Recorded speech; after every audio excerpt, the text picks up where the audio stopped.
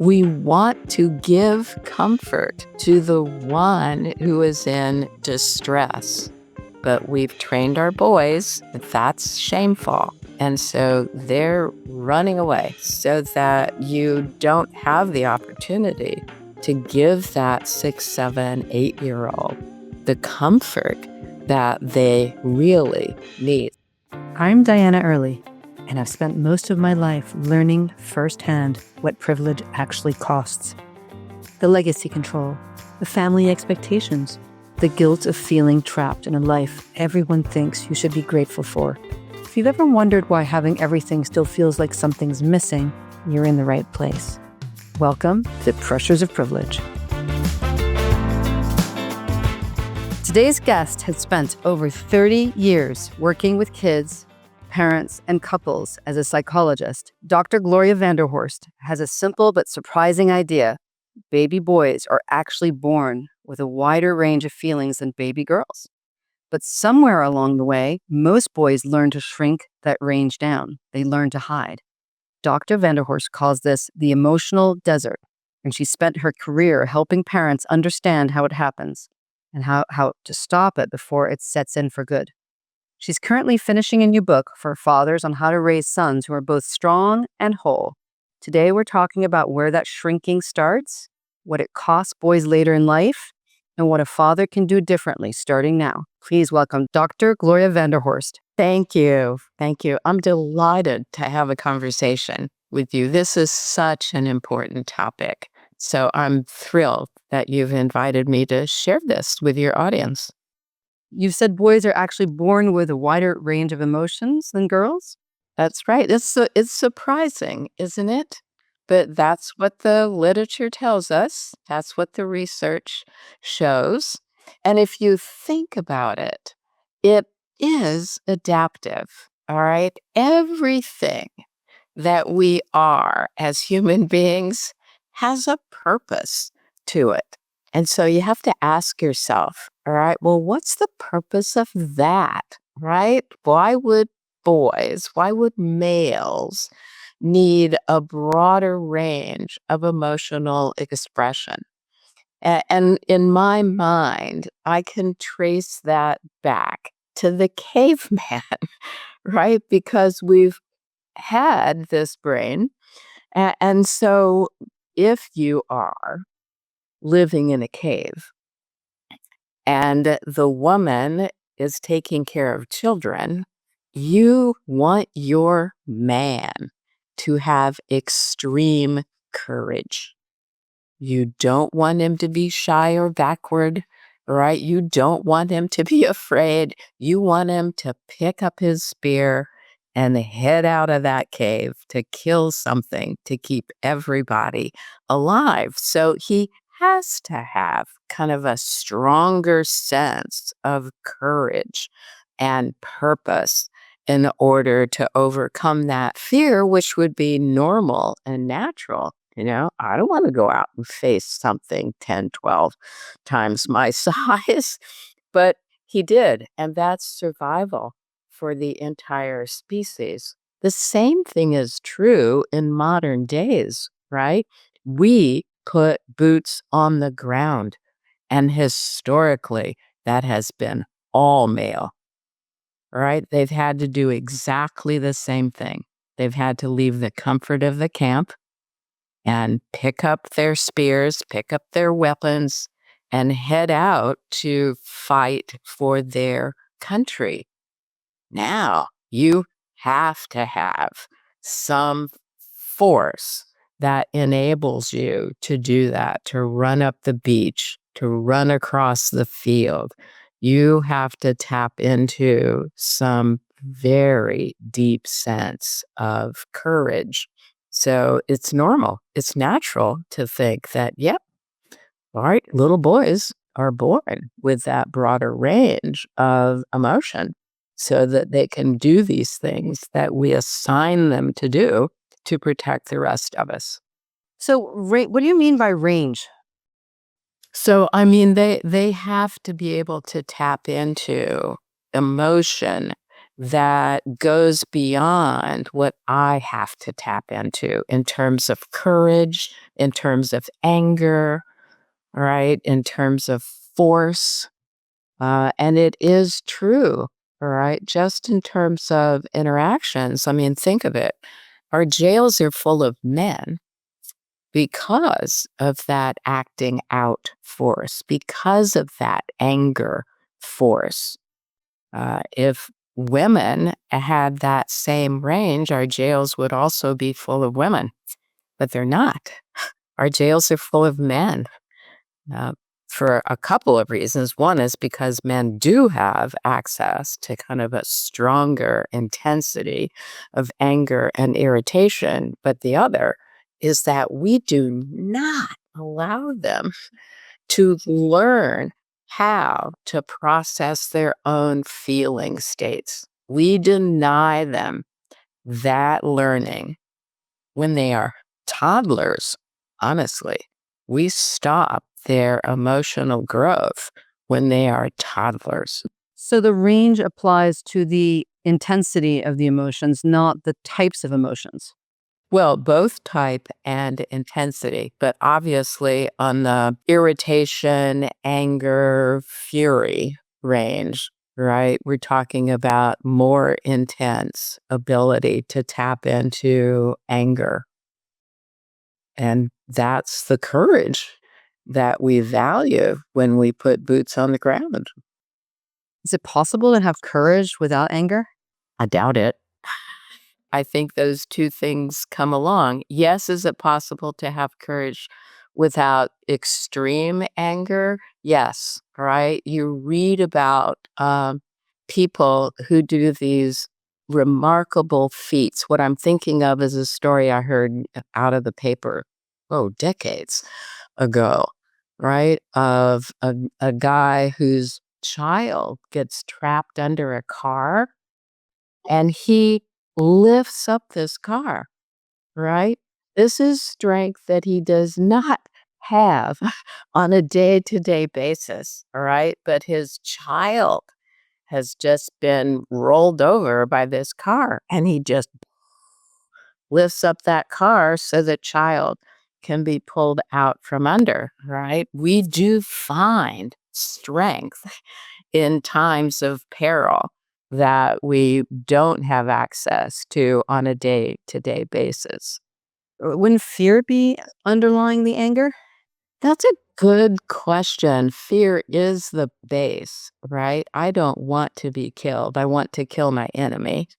All right. I don't want my child to die. I want to save my child. So, yes, fear is mixed in to that courage. And I think, that's the way we define courage is that we have strength in the face of something that's terrifying. So I was thinking about the serenity prayer. A lot of people in recovery use that prayer. God grant me the serenity to accept the things I cannot change and the courage to change the things I can. So are we praying for anger there? On some level, yes, because I have to tap into that feeling state in order to do the courageous thing. And we train boys to be more in touch with anger and irritation than with tenderness, love, comfort, even relationship. Right? The bond that happens between boys at every level, boys to men, is a bond that typically is based on action, not necessarily relationship, right? We are doing the same activity together, and that action bonds the males together, whether it's playing a game like chess or basketball, or working on a project, right? Like rebuilding a car engine. They're bound together through activity. And that's different for women. Women are bound together through relationship. through sharing emotion with each other. And men are bound together through sharing activity with each other. And that's because we train our males at a very young age to shut off access to their feeling states. It's funny in karate in our dojo we have a code of morals, and our fifth code is beware of hot-blooded courage. Well, being a thug. Yeah, just overpowering others for the sake of power, right? So it isn't that I'm really talking about when I talk about denying men access to the full range of feelings. It isn't power for power's sake. It also includes tenderness, right? And empathy and the ability to come alongside of someone and really understand and care about their feeling states. We give girls permission to be tender, all right? To be loving.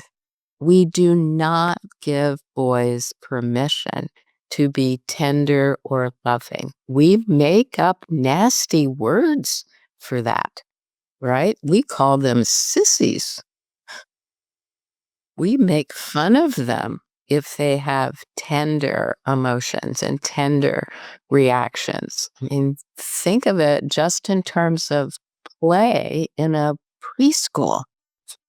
We don't want boys in the doll corner, right? Yet, when they grow up, we expect that they will have loving feelings towards babies, right? That they'll be interested in changing diapers and walking the floor with a fussy baby. But do we give them any practice in that preschool corner? No, right? We give girls that practice in the preschool corner so they're comfortable with it when their baby is fussy and they have to walk the floor or change a diaper. They're comfortable with it. They're more than willing to do it.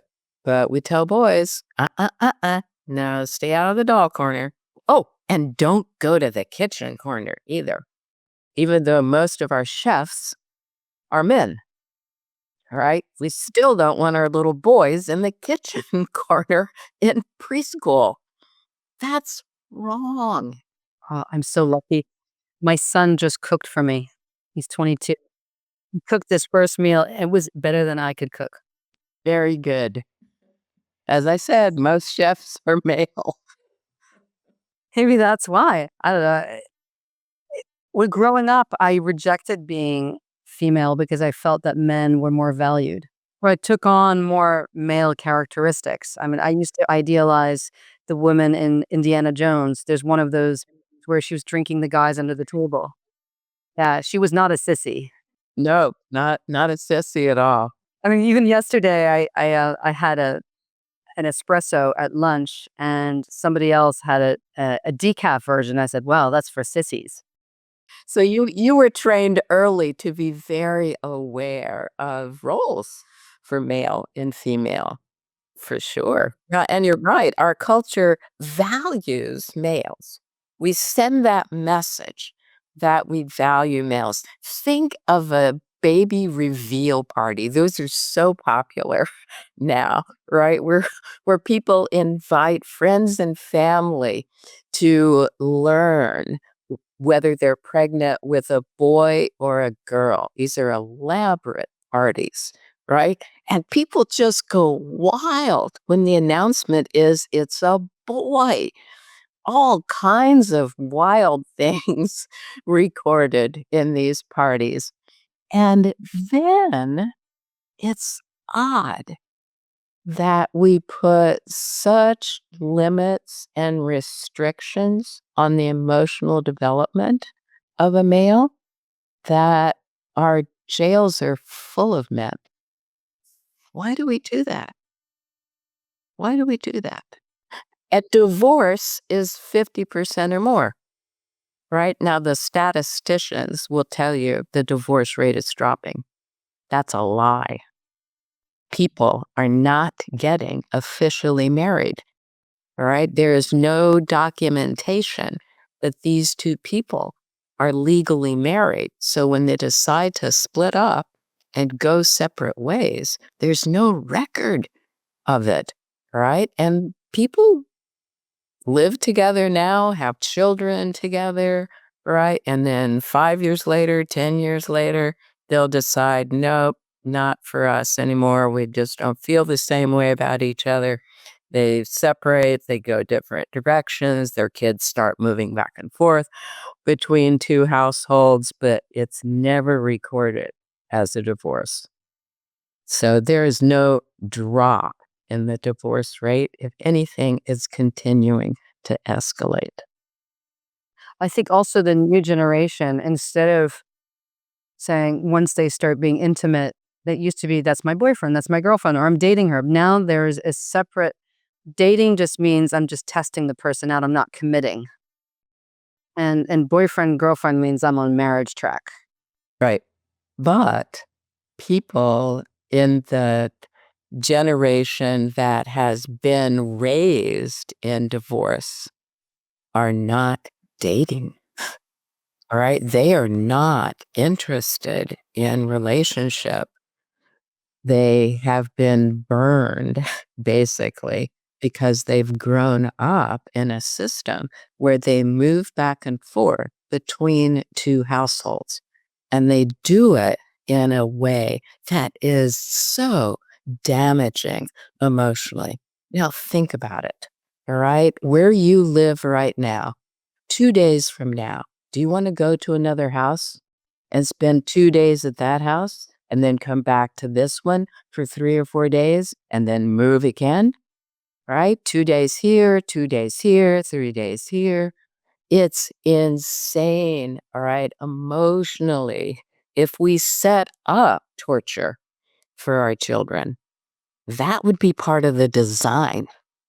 All right. Take away their comfort in terms of place. We get attached to person, place, or things, right? Our attachment to place has been completely wiped out through the divorce system.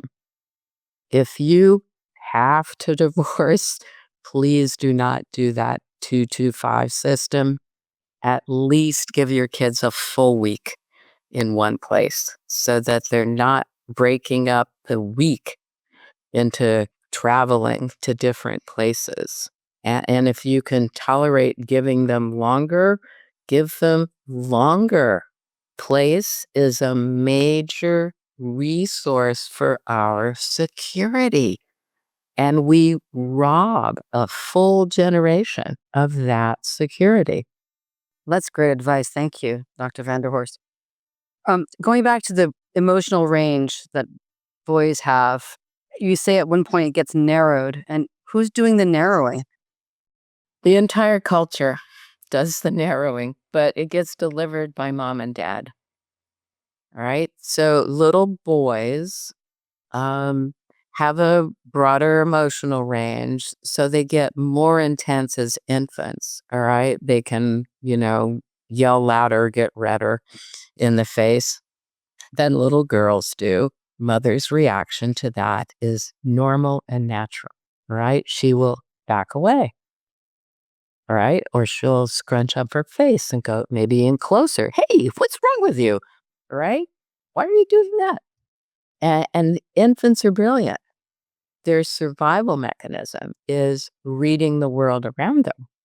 So if mother backs away or scrunches up her face, that infant learns immediately, oops, that's not gonna get me survival. All right, this person just moved away from me or scrunched up their face. So I'm not going there again. All right, I'm going to immediately narrow the range of expression that I use with mother so that I maintain contact, maintain her attachment to me because I need that for survival. So it starts in infancy because mother's just not aware of the significance of doing that. pull back with that range, but then we do it intentionally as a culture. Think about it, all right? Boys and girls, all right, get on their feet. They start to walk. And at that level, we start telling little boys not to cry, right? Stop crying. Test it out, all right? Go to a playground, go to the mall, right? Watch the interaction between parents and little girls and parents and little boys. Little girl in line for the slide gets elbowed out of line. She starts to cry. She goes to her parents. She gets picked up. She gets asked, what happened? She tells her little story. Johnny shoved me. She gets comfort. She gets put back on her feet. Go back in line. You're okay. Little boy, exact same thing. Gets elbowed out of line, goes to his parents. He does not get picked up. He gets looked at, all right? And he gets asked, what happened? If he gives a good enough response, he will get some form of comfort, that he will get turned around and sent back. We treat boys and girls in terms of emotional distress that they experience in drastically different ways. And then we directly tell our boys not to cry. Stop crying. Boys do not cry. Don't cry. Boys don't cry. Don't be we have names for them, right? Don't be a sissy. We have all kinds of derogatory names for a male that expresses emotion from the time they can walk to the time that they die. We relate to them in this way. We cut off access to emotions. Now, where do you think those emotions go? They go under a rug. They go into their bodies, right? If we hold on to feelings, male or female, right, they land in our bodies, right? And different organ systems really start to break down if I hold emotion. It doesn't disappear. It impacts me. If I can express it, then it's out there. It's gone. If I hold onto it, it's in my body, right? It will affect my organs, my heart, my stomach, my lungs. It will affect my body, and my body will change as a result. That's why men die younger than women. On average, men die 10 years before women do. All right. Their bodies break down, and their bodies break down for this very reason. Right. They are holding emotional states. So what doesn't an emotionally shut down son actually look like at 8 years old, at 15 years old, and at 30 years old? Pretty easy. All right. At 8 years old, crying is shameful. All right. So you will find your 8-year-old, even when injured and wanting to cry, trying to hold that in or running away, right? Running for privacy so that I can cry on my own. Now think about that. All right. Crying is a normal, natural human reaction that attracts others to us, right? We want to give comfort to the one who is in distress. But we've trained our boys that that's shameful. And so they're running away, right? They're heading into the woods or up to their bedrooms. They're running away so that you don't have the opportunity to give that 6, 7, 8-year-old the comfort that they really need. So it starts there. for sure, right? And as they mature, we rob them of the ability to even describe what they're feeling because having feeling states gets labeled in a very negative way, right? You're a sissy, you're a pussy, right? I could go on, right? Yeah, I always There's follow up on ladylike when I expressed anger. So there's this whole list of derogatory terms that we deliver to the male, and particularly preteens do this to each other.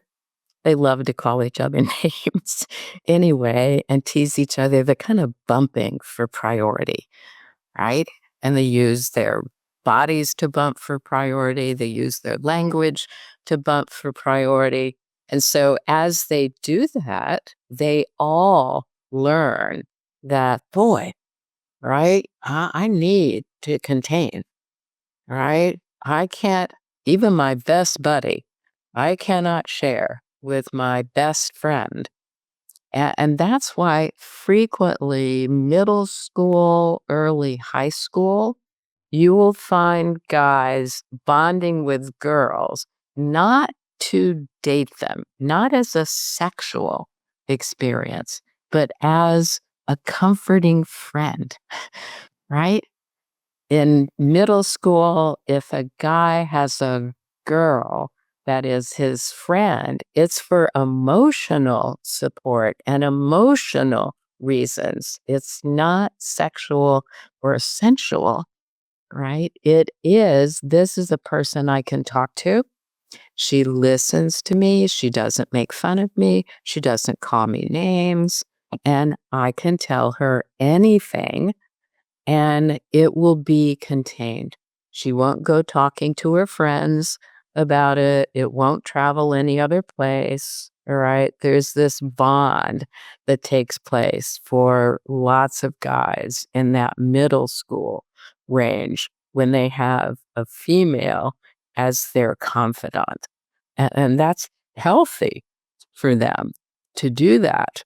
But it's also tragic, right? That we have trained them in this way, that your emotions, your tender feelings, your needy feelings are to be so private, right? So quiet that you can't talk openly about the things that you're really experiencing. plus, isn't there a lot of enmeshment going on in society where with these divorced families, the mothers are alone and they overshare with their children what's going on in their lives? And so the little boys feel like the replacement spouse and they're like the little hero taking care of mom. It happens a lot, right? Because we train our girls that it's okay to share your emotions, right? And so when you're this divorced mother, but you really, first of all, in the course of divorce, right, everybody, male and female, husband and wife, are going to lose friends, right? You had friends and you had friends as a couple and they're going to be uncomfortable. They're going to think that this is like a disease that they could catch, right? So they back away. Even your very best friend will back away for some period of time because they really do treat this like, you're getting divorced. This could happen to me. This is a disease I don't want to catch. And so you lose relationship, both male and female lose relationships when they go through a divorce. And you have to work to reestablish. Some of those you can reestablish, some of them you will never reestablish. And then you're in this place where you have to find new friends, right? So you find new friends, and often those new friends are bound to you because they've been through the same experience, all right? You go to a group where other divorced people are there to talk about their pain and their experience. So you're losing friends, establishing new friends, but the new friends are typically ones who are going through the same experience that you're going through. And then voila, you have these kids at home.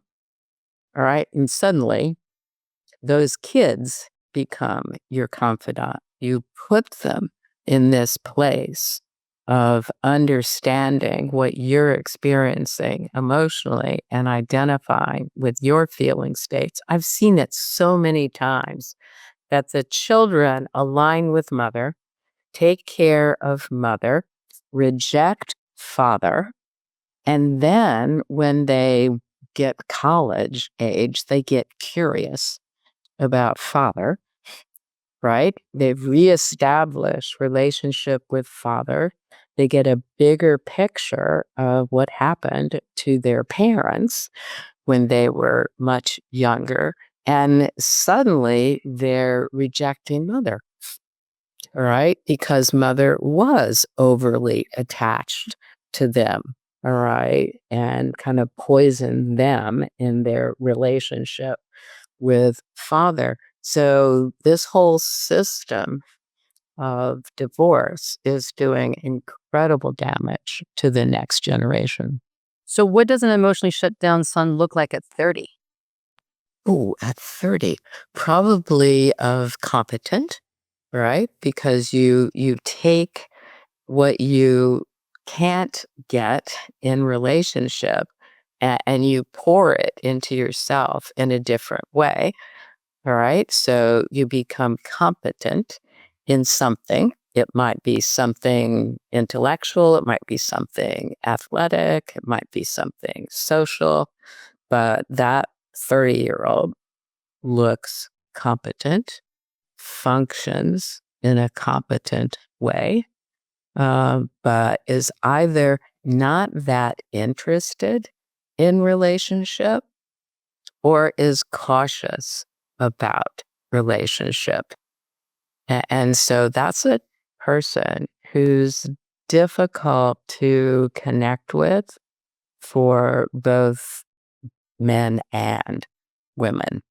And we have a lot of those in our society, right? Young people in their late 20s, early 30s, who are thinking, maybe I will never get married.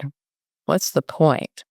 Right? It's just going to end eventually anyway. So why invest myself in that and then pay the price later? I don't want to do that. So we have a lot of singles out there that historically we didn't have. And that's going to have an impact on the society as a whole. Are you seeing more substance use disorder in men now than before?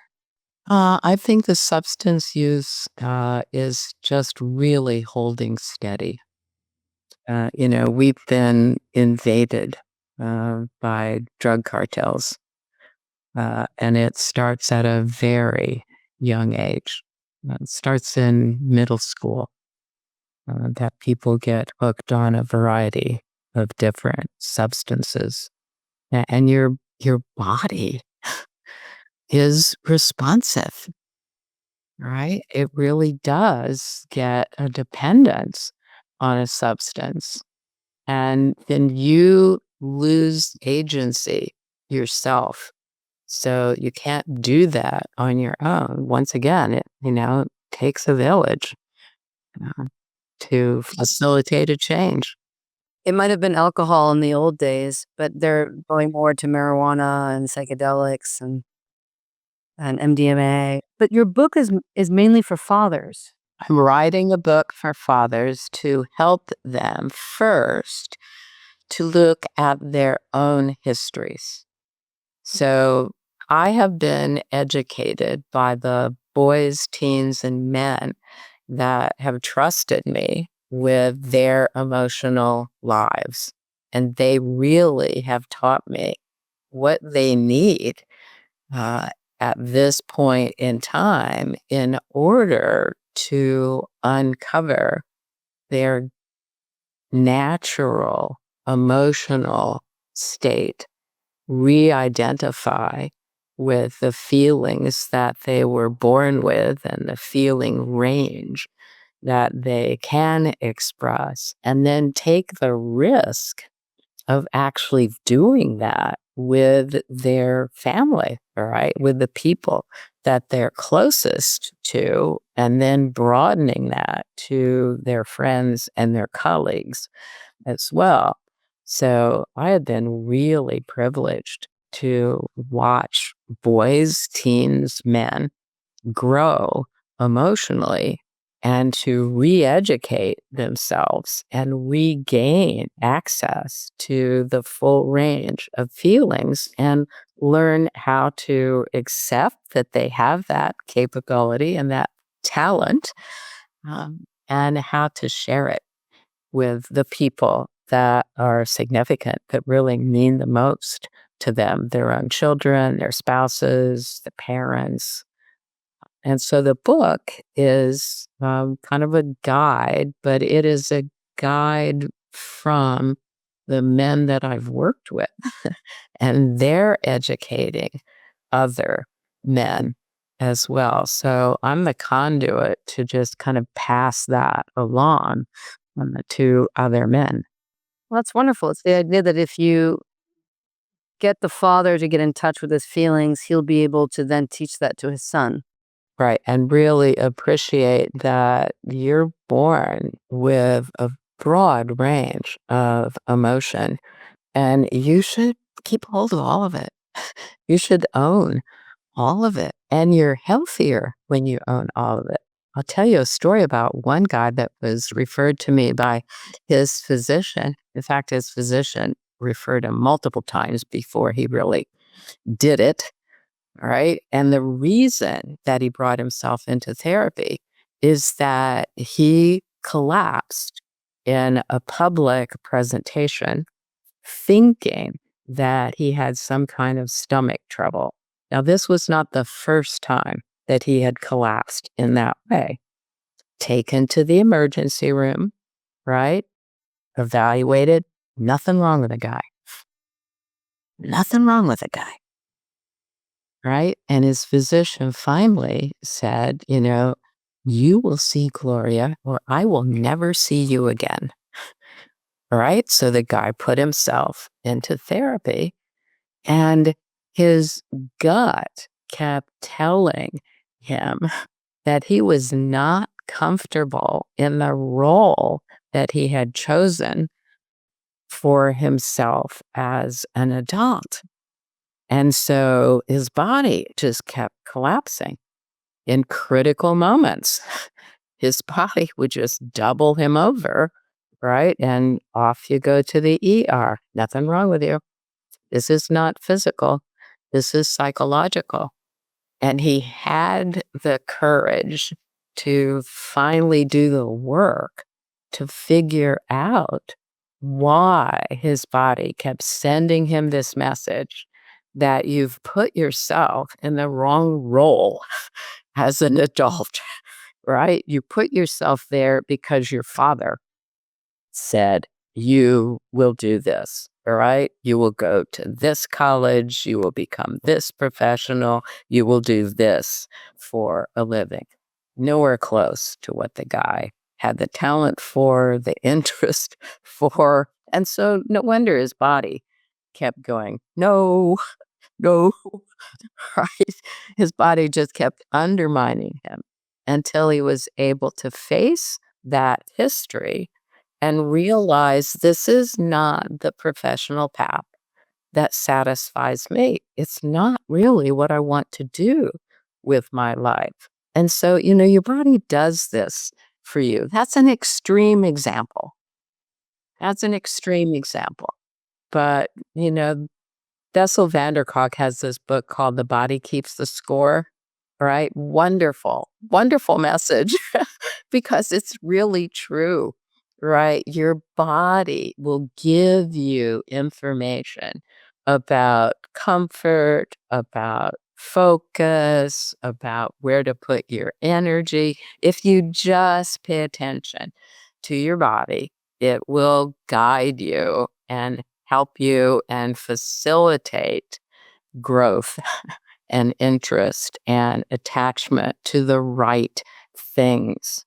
And once you pay attention to your body and really hear the message that it's sending you, it is incredibly freeing, right? It's just incredibly freeing. So it's a beautiful experience to pay attention to your body and learn the message that it's sending you. So the message is the emotion, correct? Yes. Yeah, the emotion is like an alarm, right? The emotion says, something's wrong here. Something's wrong here. Take time to figure this out. Reflect, go back through your history, ask yourself questions. Why am I on this path? What other paths are possible for me? Why am I feeling this way every time I get up to go to work? Right? Where do I actually belong? And, history typically will give us pretty good guidance. I have my own story about guidance, right? I wanted to be a math teacher. I loved math. It was easy for me. And so I thought, hey, I'll be a high school math teacher. That'll be a great life. All right. I have the summers off to do whatever I want, and I can travel, and it will be fun to teach high school kids, and math is easy. So I was a math major until my junior year when I ran into calculus 2 and learned, ooh, I don't understand math at all. That level and up, no way. Right? So I just immediately switched my major, my minor, and my minor was psychology because it was fun. Right? It was interesting. It was a relief from the rigors of math, but it was where I belonged, right? That switch just was immediate kind of opening up of a pathway that I really belonged and never looked back. So what signals did your body have that math was no longer for you? Well, first of all, the very fact that I barely passed calculus 2, and I was on track to graduate in 3 years with straight A's. So that ruined my plan for graduation.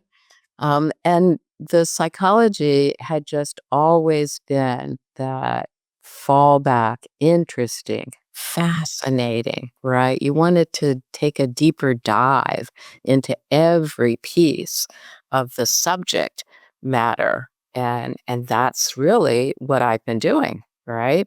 I spent my life taking a deeper dive into the subject matter, and my clients have led the way in that.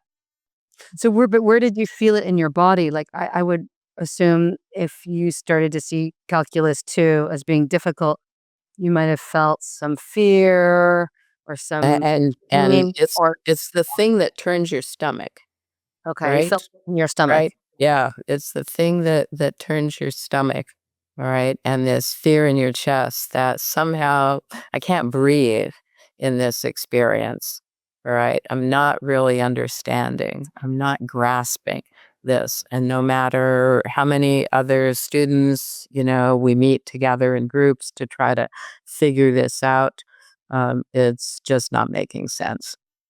Yeah, because I love, Pia Melody. Are you familiar with her?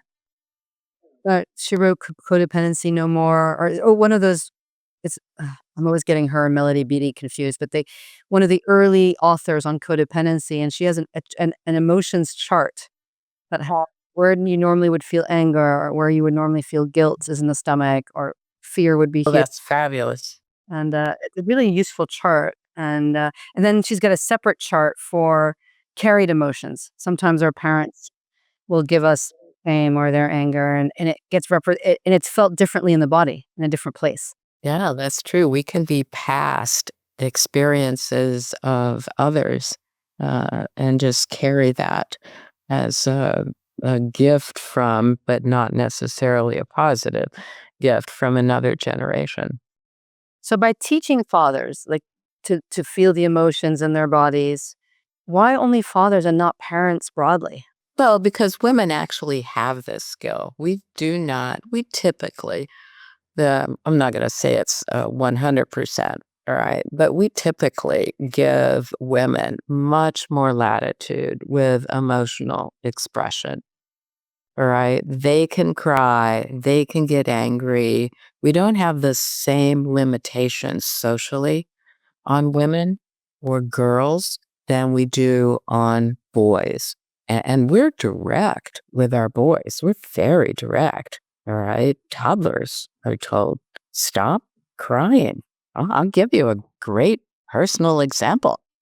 Right? Visiting with friends. All right. We have a 3-year-old. They have a 3-year-old girl, boy. They're playing nicely together. My daughter keeps his favorite toy, will not give it back. He tries. I get up the corner of my eye. I see he's really doing a good job of trying to persuade her to give back his favorite toy. She is refusing. And so he starts to whimper. He starts to cry. He gets up. He heads towards his parents. Reasonable response. He's going to a resource that will help him. He gets close to his father.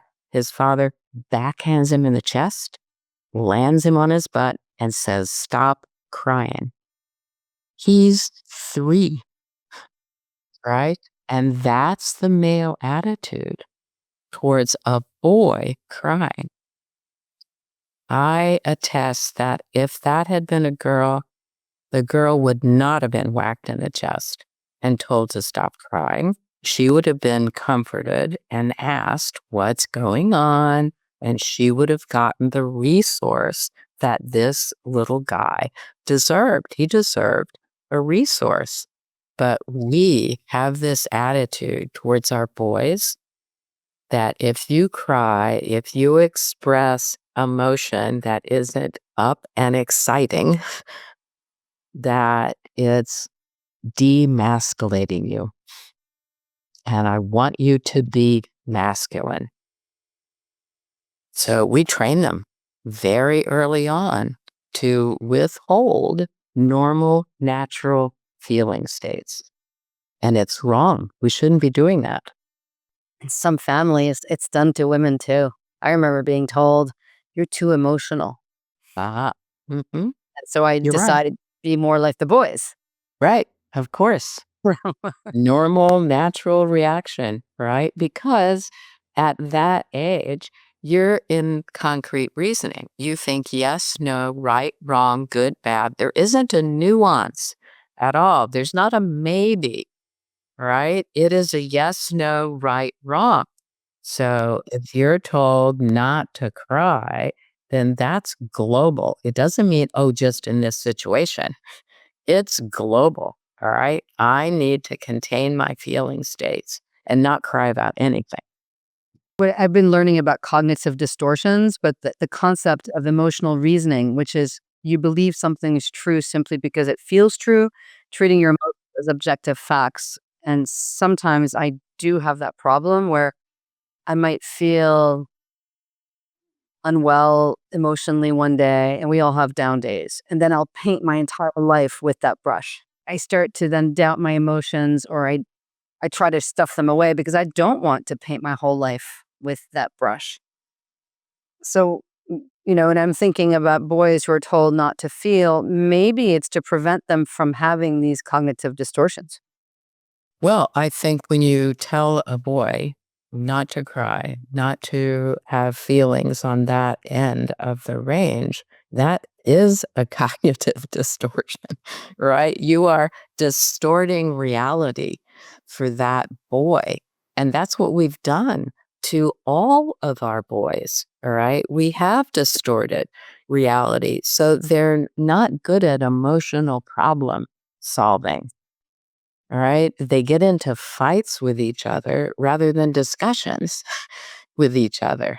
They're not using their words to process, they're using their bodies to process And, that's got its own consequence.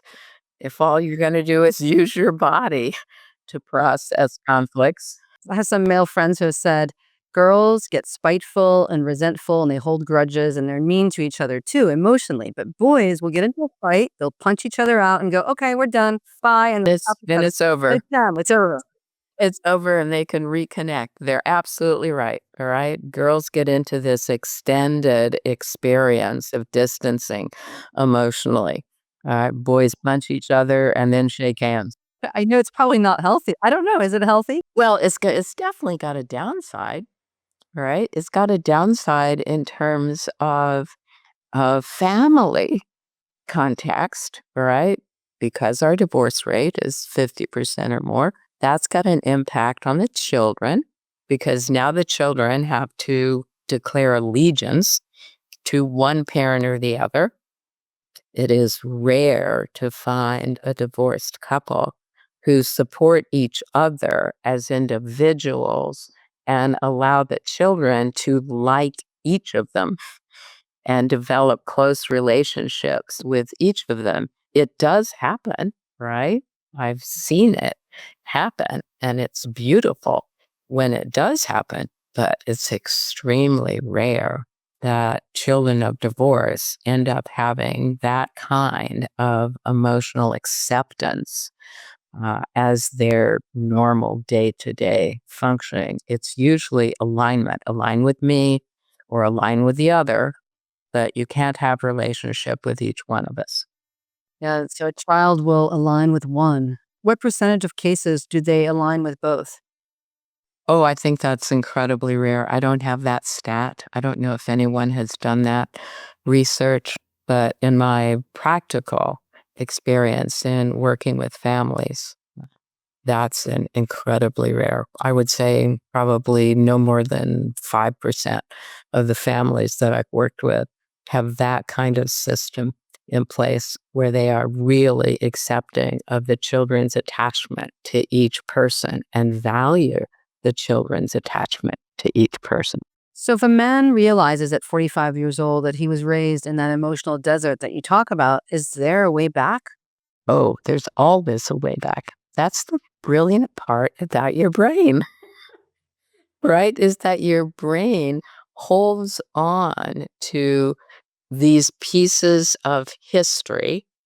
All right. So you can go back and kind of open boxes that have been sealed up in your attic of your brain. And you can re experience and reformulate pieces of history. And suddenly there's a freedom that you experience because you don't have to follow the way that you were trained. I tell this story about a woman who's cooking a ham, all right, for a family celebration. And she cuts the ends off of the ham, puts it in the pan. And her friend asked her, "Why do you cut the ends off?" And she said, "My mother taught me that this is the way to bake a ham." And they say, "Let's go talk to your mother." All right. So they go talk to mother. "Why do you cut the ends off to bake a ham?" And she says, "Oh, my mother taught me that that's the best way to bake a ham." So they go to grandma, right? "Why do you cut the ends off to bake a ham?" She said, "I only had one pan." Oh my God. And so that's what happens to us in families emotionally, right? We just pass from one generation to the next emotional ideas and attitudes that we just have to keep functioning in this way because this is the way that I was taught to view the world and to experience the world and to respond to the world until I take a deeper dive into myself and just ask that question. Why do I do it that way? Right? Why do I feel this when I walk into a party? Right? Why do I suddenly feel smaller? Right? I didn't feel smaller in the car, but when I walk into this party, suddenly I feel smaller. I say less, right? I back away. What's that about? That's not about the current party, right? That's about a piece of your history somewhere. And when you can follow the breadcrumbs to the beginning part and discover when did you get shamed, embarrassed, called out in a way that made it very clear to you that you are not to function this way in a group, right? Now, that happened to you somewhere in childhood when you're thinking concretely, you're thinking right, wrong, good, bad, right? You got shamed somewhere back there or frightened. It doesn't have to be shame. You got frightened in a social situation. And from then on, you had this idea in your head that you got to be smaller, you got to be quieter in social situations so that you won't get hurt. Well, that doesn't apply to this adult party situation. I'm no longer 3, right? I have other options. I can engage people. I can learn about the other person. I can share pieces of meat. It isn't dangerous. But we all get influenced by early history that shapes our emotional reactions, and we don't even ask. All right? We don't ask ourselves, well, why does this feeling come over me? But we need to start asking ourselves, why does this feeling come over me in this particular situation? It has a history to it. All right. Take that deeper dive, go find the history so that you have choice. How do you feel about trauma workshops, where experiential workshops, where one goes back into childhood and gets to the root of when that shaming happened, and with the help of a very trained clinical therapist? That's a very positive experience. All right. And that's what happens in individual therapy. All right. You get facilitated to go back and find the root of this so that you have choice. And maybe sometimes there might be pieces of that you do want to honor and hold on to, but not the whole thing. All right. I no longer want to experience myself as this wallflower every time I walk into a party. That just doesn't make sense. Well, back in the day, I used to feel very uncomfortable about walking into a party. And then I used to, what helped was heading straight to the bar and getting a glass in my hand. And then I had my armor on and my mask on, and I was fine. But there was about a 1 minute, 2 minute discomfort where I just needed to get to that bar. Yep. And you're not alone, right? There are thousands of people out there who have that same history. And something happened early on that created a sense of shame or embarrassment or fear that blocks that person from actually being willing to engage and take the risk of meeting somebody that you didn't know before. There's so much work to be done. Well, thank you so much, Dr. Vanderhorst, for being here. When is your book coming out? So I'm hoping that it will be out by the first of the year. I'm working on finishing it at this point. Then it needs to go to the editor, then to the publisher. It should be available the first of the year. And what's the name? How not to blank up raising your boy. Ooh, wow. Edgy. Yes, it's edgy. Very edgy. And people can find you on. They can find me at my website, which is www.drvanderhorst.com. So it's www.drvanderhorst.com. And you can find my current journal books on another website called Gloria's Books, all lowercase, GLORIASBOOKS.com. So it's gloriasbooks.com, all smashed together. And my website also has some free downloads. It also has some videos of different approaches to therapy, and it has all of my blogs and essays. So you can go to my website, you can contact me through that website and set up time or use any of the free resources. It's a valuable website. That's wonderful. So they can get the resources before the book even comes out. Oh, yeah. Mhm. And in terms of working privately with you, people would have to live in Maryland or DC. Maryland or DC. I'm licensed in Maryland or DC. So lucky people who live in Maryland and DC, they get to access you openly, right? Well, thank you so much, Dr. Vanderhorst. Well, thank you. I've enjoyed the conversation. Thank you for the opportunity. If this episode landed for you, share it with someone who might need to hear it. And if you haven't already, subscribe so you don't miss what's coming. But here's the real thing I want you to know. If you're carrying something you can't talk about, if you have every resource except someone who actually understands what wealth costs, I work one-on-one with people like you navigating exactly that. You can reach me at DianaOehrli.com. Thanks for listening.